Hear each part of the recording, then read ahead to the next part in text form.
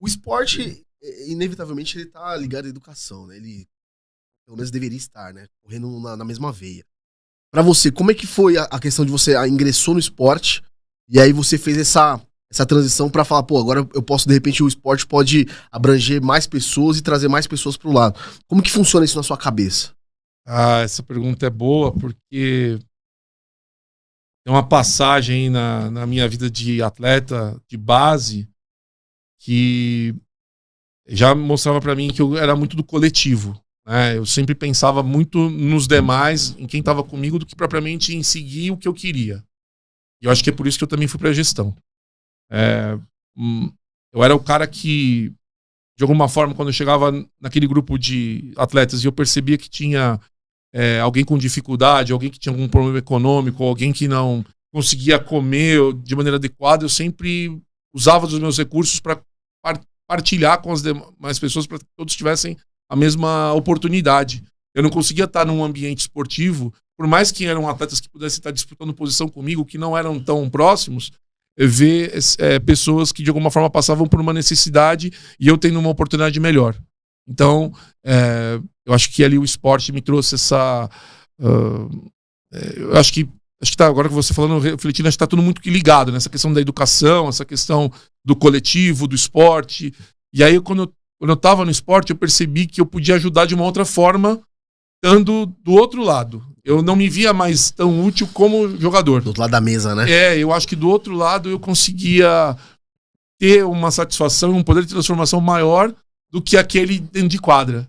Eu acho que, até hoje, eu me sinto muito mais feliz fazendo o que eu faço hoje desse lado do que se eu tivesse seguido profissionalmente a minha carreira de atleta.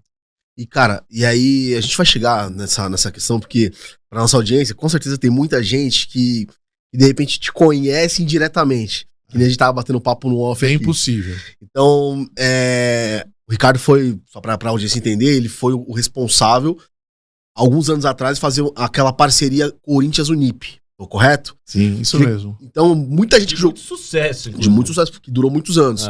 Então, muita gente da nossa faixa etária e da sua também acompanhou esse Corinthians, Unip, né? E quem jogou futsal, mais ainda, né? Eu fui federado a vida inteira, então tá no DNA. Conta pra mim como é que foi como teve essa ideia de juntar a Unip, Corinthians, como que era feito as peneiras, como que montaram esse projeto? Então, aí vamos sair do voleibol e da gestão e vai pro futsal, né? Ficou aquele desejo reprimido de criança, né? Aquela situação da criança que sempre gostou do futsal, que assistiu jogos de futsal no Banespa. Jogava futsal também do quê? No gol, né? Goleiro. Como é que fala? A genética não ajudou muito. A genética não ajudou muito, então tinha que ir pro gol, né? Não tinha o que fazer. E aí, eu acho que aquele desejo reprimido de assistir muito... O Banespa sempre foi um celeiro de equipes maravilhosas, né? Estar no Banespa, no ginásio, do Banespa assistindo jogos do principal era uma coisa maravilhosa, né? Todo mundo que jogou lá sabe disso. E aquilo ficou dentro de mim, aí eu passei pelo voleibol, joguei escolar muitos anos também, como atleta bolsista, bom, enfim. Aí quando eu saio, parece que aquilo que estava reprimindo dentro de mim, ele tinha que sair, né? O futsal, aquela paixão, e aí quando você começa a trabalhar com gestão de esporte também, além da escola, eu começo a desenvolver um trabalho na Universidade Paulista, né? E aí era a paixão, né? Tinham várias modalidades, sempre tratei elas super bem, de maneira com igualdade, claro, mas o coração sempre batia mais forte no futsal. E aí chegou um determinado momento que a Unip começou a ganhar muito no universitário, ganha universitário, ganha. Eu pensei assim, não dá pra ficar só aqui no educacional. Nós temos que quebrar essa barreira e ir pro alto rendimento. E aí a Unip não começa com o Corinthians, a Unip começa com o Paulistano, em 2007. Tá. Numa parceria, numa tríade, Paulistano, São Bernardo, Unip.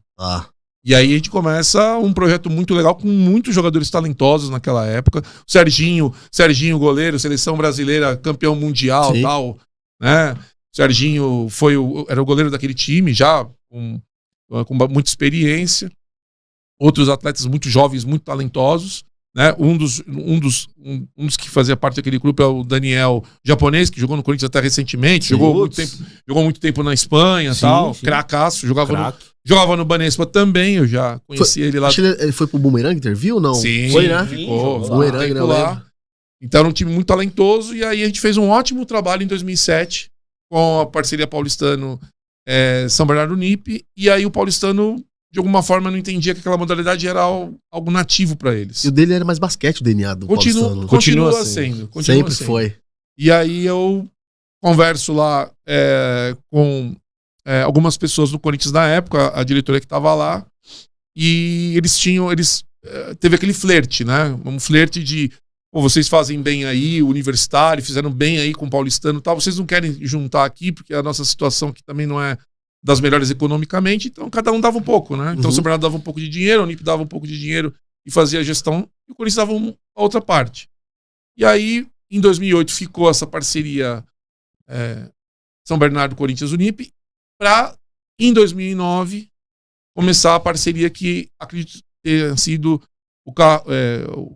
a parceria que fez com que o Corinthians chegasse até hoje onde está, que juntou Corinthians, São Caetano, que é uma cidade maravilhosa, né? Com um secretário de esportes que está lá até hoje, o Mauro Chequim, que eu tenho um carinho, uma admiração enorme por ele.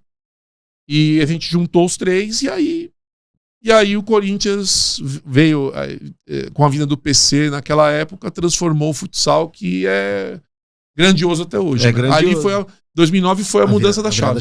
E esse ano a gente viu o Corinthians fechando, né? Falando sobre futsal, né?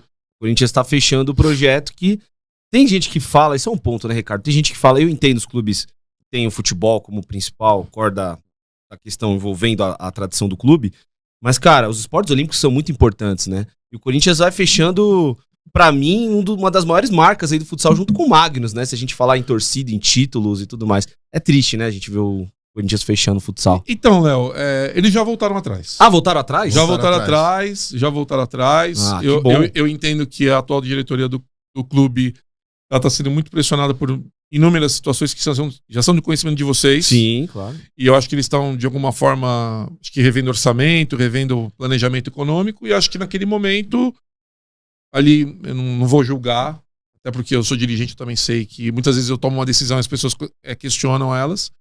Eu acho que foi tomada uma decisão ali com um olhar, e aí automaticamente, com o passar dos dias, foi se ressignificando que o futsal não pode acabar, e não pode mesmo, tanto é que está na final da Liga Nacional. Né? Um ótimo trabalho com as pessoas que estão lá, que eu sei que estão trabalhando, são pessoas muito boas. Sim. Alguns jogadores estão muitos anos já também lá, o próprio caso do Davis. Davis está muitos anos lá. Aposentou, né? Vai aposentar esse ano. E acredito que eles entenderam que não podia acabar o futsal e vão manter o futsal. Porque, na verdade, o grande questionamento era dos esportes terrestres, que aí tem aquela separação do futebol profissional com os outros esportes, que são diretorias apartadas, enfim. Mas, o Corinthians agora, há uma semana, tudo bem que perdeu a Copa... O Campeonato Paulista, agora tá na final é hoje? Não, final de semana, se não me engano, no final da Liga, amanhã. Mas assim, o Corinthians, e aí voltando, cara, eu acho que ali realmente foi onde o Corinthians na base, né, nas categorias menores, sempre foi gigantesco, Corinthians, Portuguesa, Tietê, mas ali, quando entra essa parceria com a Unip, eu acho que e aí vem o Cime, e aí começa a vir... O Corinthians passou muito tempo batendo na trave, Paulinho Japonês. Danilo Barão. Cara, muito cara bom. E eu acho que realmente é o que você falou, ali foi a virada de chave que trouxe o Corinthians até hoje, que, uma potência do futsal. Foi uma mudança, inclusive um amigo meu muito forte, um grande amigo que tem uma grande consideração, que é o Felipe Isabella, que na época era o diretor de esportes terrestres. Ele foi um cara que de alguma forma ajudou muito isso.